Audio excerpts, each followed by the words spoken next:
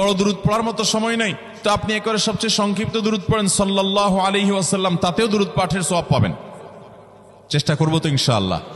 এক সাহাবী নবী করিম সাল্লাল্লাহু আলাইহি ওয়াসাল্লামের কাছে এসে বলছে, ইয়া রাসূলুল্লাহ, আমি যে দোয়া করি এই দোয়ার মধ্যে আমি নিজের জন্য করব, আমার ছেলে মেয়ের জন্য করব, অনেক কিছু করব, এটা সেটা, রিজিক চাইবো, সুস্থতা চাইবো, অনেক কিছুই তো আল্লাহর কাছে চাইবো। আপনি তো আল্লাহর রাসূল, আপনার জন্য দোয়া করলে আমাদেরই লাভ, একবার দোয়া করলে আল্লাহ 10 বার রহমত নাজিল করবেন, তো আপনার জন্য আমার দোয়ার ভিতরে কত পার্সেন্ট রাখবো? সাহাবী বারবার বিভিন্ন পার্সেন্টেজ বলছিলেন যে 3 ভাগের 1 ভাগ আপনার জন্য রাখি ইয়া রাসূলুল্লাহ, অর্ধেক রাখি, আরো বেশি করে রাখি। তিনি যত বলছেন নবী করিম সাল্লাল্লাহু আলাইহি ওয়াসাল্লাম আরো বাড়ানোর জন্য তাকে উৎসাহ দিচ্ছিলেন।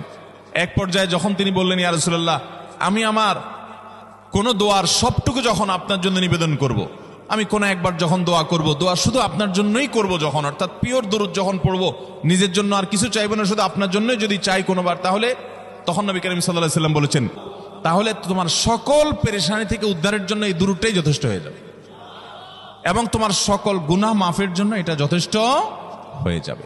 মোহতারাম হাজরিন, দুরুদের আমলটা এত সুন্দর আমল, কিন্তু আবার তাড়াহুড়া করে পড়বেন না, সংখ্যা বাড়ানোর জন্য হুলস্থুল করে পড়লেন না, মুহাব্বতের সাথে সাল্লাল্লাহু আলাইহি ওয়াসাল্লাম, সাল্লাল্লাহু আলাইহি ওয়াসাল্লাম, আল্লাহুম্মা সাল্লি আলা মুহাম্মদ।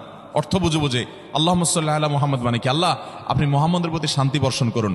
আরে ভাই, মুহাম্মদ সাল্লাল্লাহু আলাইহি ওয়াসাল্লামের প্রতি আল্লাহ তাআলা শান্তি এমনি বর্ষণ করবে, আপনি আমি দোয়া করলেও করবে, না করলেও।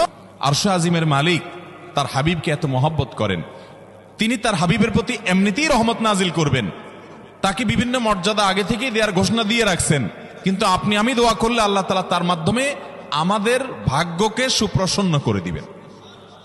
দুরুদের আমলকে জীবনের তরে আঁকড়ে ধরবেন ভাই, শুধুমাত্র জুমার দিন আর জুমার রাত না, সব সময় অধিক পরিমাণে।